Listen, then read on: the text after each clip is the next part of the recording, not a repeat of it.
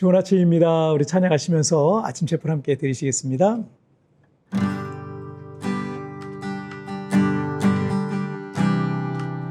모든 상황 속에서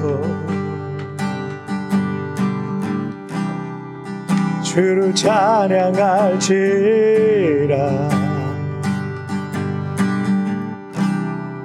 주는 너의 큰 상을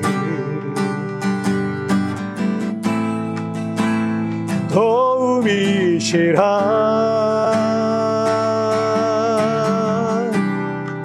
주의 얼굴 구할 때 주의 영을 부으사 계신 사랑 안에서 주를 보게 하소서.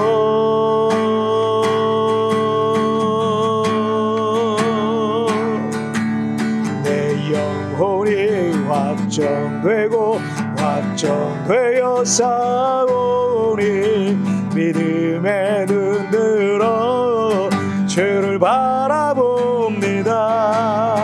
내 영혼이 확정되어 싸우니 믿음에 눈 들어 주를 바라봅니다. 주를 찬양할 때 주의 나라 힘이 임했네. 주의 영원한 나라야 주 보게 하소서. 영혼이 확정되어 싸우니 믿음에 눈 들어 주를 바라봅니다.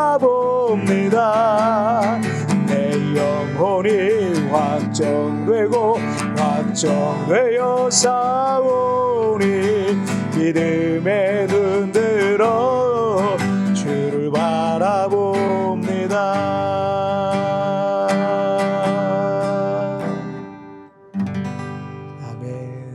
자, 우리 같이 기도하시겠습니다. 하나님 아버지 감사합니다.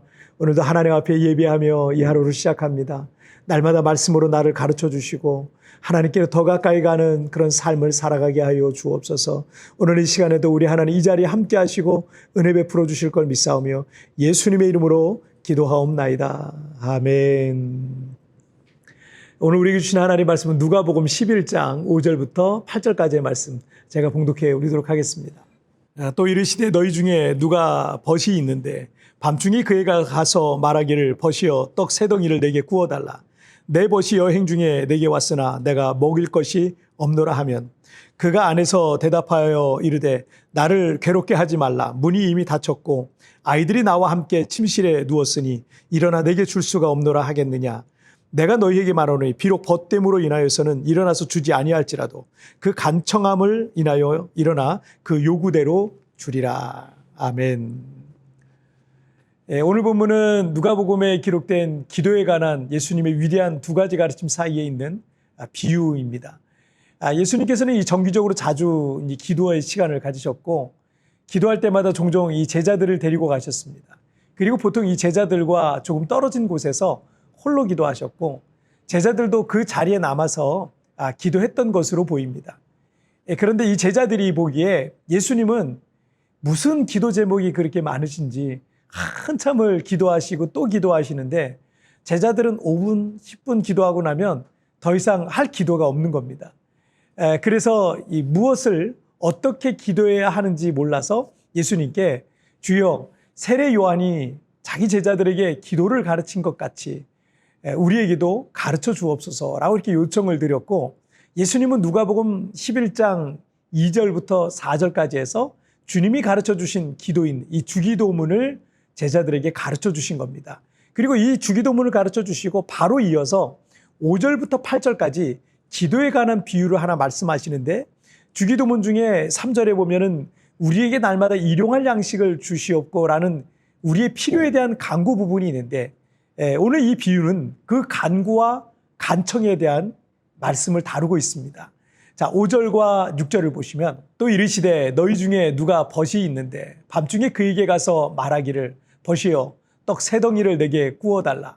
내 벗이 여행 중에 내게 왔으나 내가 먹일 것이 없노라 하면, 깊은 밤중에 정말 가까운 친구가 도착했는데 먼 거리를 여행한 이 친구가 너무 허기져 있었던 겁니다.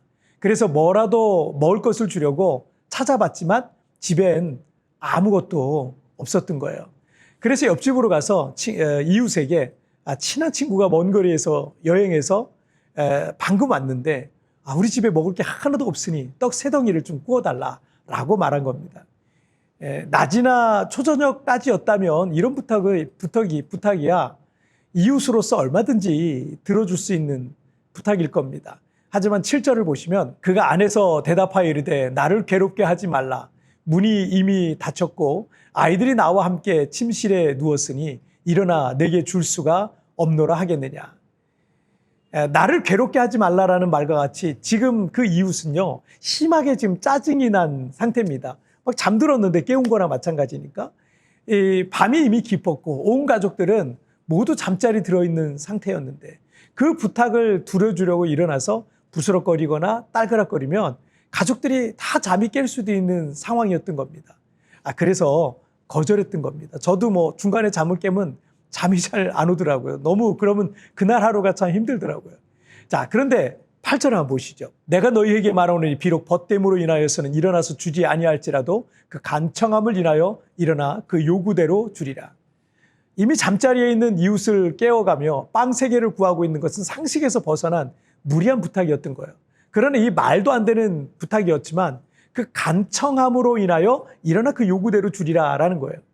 자, 그리고 이어서 9절의 말씀을 보시면 내가 또 너희에게 이르노니 구하라 그리하면 너희에게 주실 것이요 찾으라 그러면 찾아낼 것이요 문을 두드리라 그러면 너희에게 열릴 것이니 라는 이 기도에 관한 유명한 말씀을 이어서 하셨죠. 자, 5절부터 8절까지의 기도에 관한 비유는 일반적인 상식을 뛰어넘는 기도, 상식을 뛰어넘는 요청을 말하고 있는 거예요. 이것이 비유인 것처럼 기도는 이래도 된다. 구해라, 찾으라, 문을 두드리라 이런 거죠. 기도는 상식을 뛰어넘는 것들을 요청해도 된다라는 겁니다. 왜냐하면 하나님은 전능하시기 때문입니다. 누구든지 믿고 구하는 사람에게 응답해 주시기 때문입니다. 인간의 힘과 능력으로 절대 불가능한 것이라 할지라도 그것이 상식을 뛰어넘는 기도로 가능한 것으로 바뀌기 때문입니다. 마가복음 9장에서 귀신 들린 아들의 병을 고치려던 아버지가 예수님께 무엇을 하실 수 있거든 우리를 불쌍히 여기사 도와주옵소서라고 말했잖아요. 근데 예수님은 뭐라고 말씀하세요? 할 수 있거든이 무슨 말이냐? 믿는 자에게는 능히 하지 못할 일이 없느니라 라고 이렇게 말씀하신 겁니다. 오랜 실패 가운데 있었던 이 아버지는 상식을 뛰어넘는 기도를 감히 하지 못했지만 주님은 상식을 뛰어넘는 그 이상의 것을 구하라 라고 말씀하시고 있는 겁니다. 지난 주일에 이 필리핀에서 사업을 하시거나 책임 있는 자리에서 일하는 성도들과 대화를 나누는데 과연 이 나라가 변화되고 잘 사는 나라가 될 수 있을까라는 비관적인 마음이 대화의 주제가 됐습니다. 필리핀에서 일하시면서 직원들을 보면서 참 이게 소망이 안 보인다라는 생각이 좀 많이 들었던 것 같습니다. 반세기 전만 해도 필리핀은 아시아에서 일본 다음으로 잘 살던 나라였지만 지금은 그냥 가난한 동남아시아 국가 이미지가 큽니다. 그도 그럴 것이 너무 부패도 많고 필리핀의 이 문화적 특수성 때문에 사람들을 보면 이게 그런 날이 안 올 것만 같은 마음이 들기도 합니다. 그때 한 집사님이 이런 말씀을 하시는 거예요.